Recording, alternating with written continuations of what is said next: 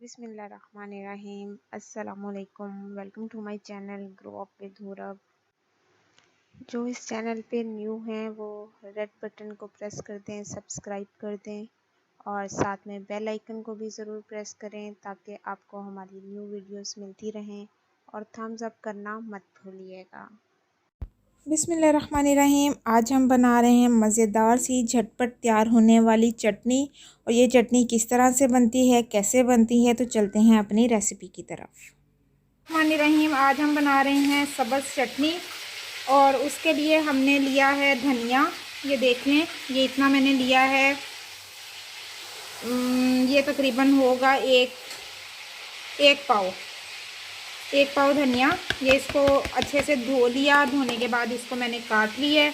उसके बाद ये देखें, ये मैंने लिया है सब्ज़ मिर्चें 3 अदद, अदरक इसके 2 इंच का टुकड़ा होगा और साथ में हमने लिया है सब्ज़ लहसुन, ये थोड़ा सा, ये हम इसमें डालेंगे। और साथ में नमक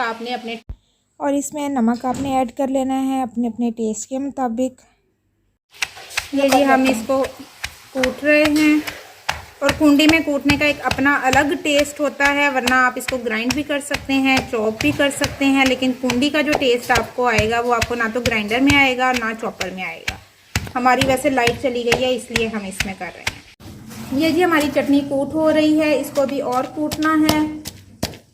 अगर आप थक जाओ तो अपने साथ वाले को डंडा पकड़ा दो। इसको थोड़ा सा अच्छे से और कूटें। और ये चटनी आप इसको इस्तेमाल कर सकते हैं, सैलेड में भी आप इस्तेमाल कर सकते हैं। और कोई अंडा वगैरह आपने फ्राई करना है आप उसमें इसको यूज़ करें। सब्ज़ चटनी वाला अंडा हम अभी आपको बना के दिखाएंगे, वो भी बहुत मज़े का बनेगा। और इसके अलावा आप घी में इसको तड़का लगा के रोटी के साथ खाएं, उसकी तो क्या ही बात है। अच्छा, ये इसमें मैं थोड़ा सा लहसुन की जवे ऐड की हैं मैंने 5 से 6 अदद, तो ये भी आप ऐड कर लीजिएगा। और साथ ही दोबारा आपने कूटना शुरू कर देना है इसको। ये जी हमारी मज़ेदार किस्म की चटनी तैयार हो गई है। अब हम इसको प्लेट में निकालते हैं और फिर हम नेक्स्ट स्टेप पे चलेंगे कि हम इसको अंडे में किस तरह बनाएंगे। और थोड़ी सी हम आपको घी में इसको फ्राई करके भी दिखाएंगे, जो आप रोटी के साथ भी इस्तेमाल कर सकते हैं। निकालो।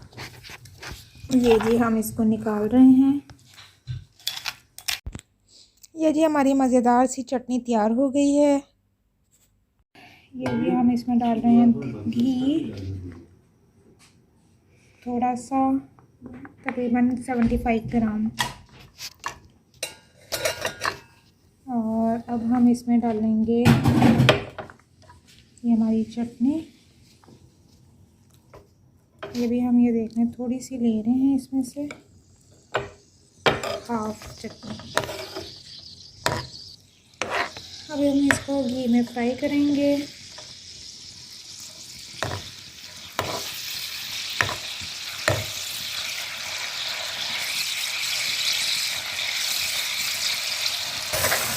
ये जी ये भून हो रही है और इसको बहुत अच्छे से आपने भूनना है।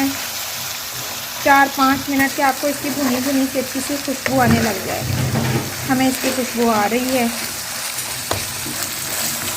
अच्छा, ये आपने इसको इतना फ्राई करना है कि इसमें जो पानी है आपको फील हो रहा है उसके मतलब कतरे से वो सारे अच्छे से ड्राई हो जाए। जो धनिया का पानी है, लहसुन या अदरक का पानी है, वो सारा अच्छे से ड्राई हो जाना चाहिए। ये जी हमारी चटनी हो गई है रेडी। इसको आप रोटी के साथ इस्तेमाल कर सकते हैं। दाल वगैरह कुछ बनी हो, कोई ऐसा सालन बना हो तो भी आप रोटी के साथ यूज़ कर सकते हैं। आप खाली चटनी और मक्खन इसको आप रोटी के साथ लीजिएगा, ये भी बहुत मज़े का टेस्ट देगा। और नेक्स्ट हम इसका अगले स्टेप पे जाएंगे। इसी चटनी में आप अंडा भी डाल सकते हैं जैसे हम डालने लगे हैं। ये देखें जी, बिस्मिल्लाहिर्रहमानिर्रहीम।